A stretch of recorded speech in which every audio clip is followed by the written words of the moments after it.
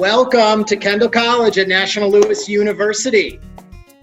Right now, I am standing in our dining room right off Michigan Avenue. It's a great morning, and as Lee introduced me, my name is John Laloganes. I am an assistant professor at Kendall College in the Hospitality Management Department. I'm also an author, also a level 3 sommelier, and also founder of our wine professional program. And today I'm going to feature an iconic cocktail. I'm going to demo this cocktail for you, and I would strongly encourage you to maybe taste along with me. Maybe you've got some coffee, some orange juice, who knows what. Some of you might like to start a little early, but today I'm going to focus on a cocktail called the old-fashioned whiskey cocktail. Now, the old-fashioned whiskey cocktail is, we just call it the old-fashioned for short, but there's probably no single cocktail as iconic as the old-fashioned. Maybe for those of you that like martinis, maybe you've heard of the other whiskey cocktail called a Manhattan. Those are some close rivals. However, this one is a really historic one. And let me tell you why. The old-fashioned whiskey cocktail is considered the predecessor of many cocktails dating back to the early 19th century. It's believed right around 1806 is when this cocktail was actually written about and documented. Cocktail was created and being made before that, but this was the first official time that a cocktail had tried to be defined in print. And this was in a paper in 1806, and the definition of a cocktail at this time was given this definition: a stimulating elixir composed of any 4 crucial ingredients. What are those ingredients, you ask? One of those ingredients is a spirit of any kind. Could have been gin, could have been brandy, could have been whiskey, kind of open.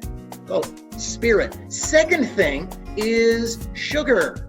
Okay, so you're going to use regular whole table sugar or some other form of sugar, really any type of sweetener. So we've got spirit, we've got a sweetener, and then they say with some water or soda. Okay, well, back then, we didn't really have ice, really wasn't available unless you actually went out to the lake and shipped out ice and had ice delivered, but it was not common. So they used water or soda to add an element of dilution to the cocktail. And then the fourth ingredient is bitters. Bitters is, the best way to describe it is almost like salt. So when you're finishing a dish, a culinary dish, you might use a little bit of salt to finish it, or throughout the process, it adds and enhances the natural flavors. Well, in a cocktail, bitters does the same kind of thing. So our cocktail today is our whiskey old-fashioned. We're using whiskey. Our first product that we're going to use today is going to be a local whiskey, and one of the most famous of American whiskeys called bourbon. And this is made from a local distillery relatively close by, perhaps about 2 miles away from school here. It's called Koval Distillery. And then, remember the definition, the second ingredient is going to be sweetener, sugar. Well, what I'm using are sugar cubes. And you ask, like, a sugar cube? The last time I used a sugar cube was putting that out for Santa Claus and for the reindeers. Yes, if you don't have a sugar cube, I happen to, I carry them in my pockets wherever I go, you may happen to just use a teaspoon of sugar that you have in your cupboard or on your table. Teaspoon of sugar or 1 sugar cube will be just fine. Then, we talked about water or soda. Well, I'm not using either. I'm using this big chunk of ice. You see this? This is big. And this is going to go into the finished glass. And so it'll cause it to chill and slightly dilute the drink to a nice level for you to be able to enjoy it. We're not shooting it down. That's not the purpose here. The purpose is to savor it, enjoy it. And this will slowly chill and slowly dilute the drink, and it actually gets better over time. And then the last ingredient Remember, the basic definition of a cocktail is also bitters. And what are bitters? I told you about bitters. Well, we're going to be using two types of bitters here.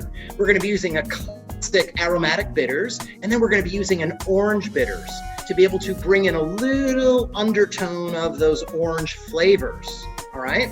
Now, when we make a cocktail at Kendall, what we try to teach you is not necessarily to always make the fancy foo-foo cocktails. Yes, that comes later. First, it's understanding core classic cocktails, because what we're providing you is a foundation, and we feel confident in that foundation. So we're first starting out with classics, and then we build up from there, all right? And classic cocktails are classic because they focus on oftentimes balance. So when you think about our cocktail, we have a spirit. That's going to provide a little bit of spiciness. And then we're going to bring in a little bit of sweetener, balance out some of the spiciness. And then we have some of the bitters. And so you're dealing with this kind of balance and interplay of spice and sweet and bitters. All right. Now, the cocktail that I'm showing you is going to be a little elevated. We're going pretty classy here and a little bit unique, still staying true to a classic. And the first part is going to be, I'm going to show you, is that I'm going to smoke my cocktail. Smoke it? Well, no, I'm not going to have a cigarette, although that would be kind of fun. But no, we're going to actually take hickory chips and we're going to smoke those, and then we're going to put the glass over that, set that aside, then I'm going to make the cocktail. So let me begin. See this puppy? This is my little friend. All right, and what I'm going to do is smoke these chips. I'm not trying to set them on fire. All I'm trying to do is create some smoke. See that smoke coming up? Now what I'm going to do, encapsulate the glass there, and it's going to infuse in there. Now I start the cocktail, and I'm going to begin in a mixing glass. And first thing I do in the mixing glass is put one little lump of sugar cube, remember, for the reindeer. And then what I want to do is I want to douse it, 2 shakes of aromatic bitters, 2 shakes of orange bitters. And now what I want to use is this little device called a muddler. And I'm going to go ahead and break down the sugar cube. And the whole idea here is to work to dissolve the sugar, but still maintain some of the gritty, granular texture, because that adds a really nice element into the finished cocktail. All right, that is done. Next up, I'm going to add my spirit. And this is going to be 2 ounces. 2 ounces of bourbon is what I'm going to go ahead and use.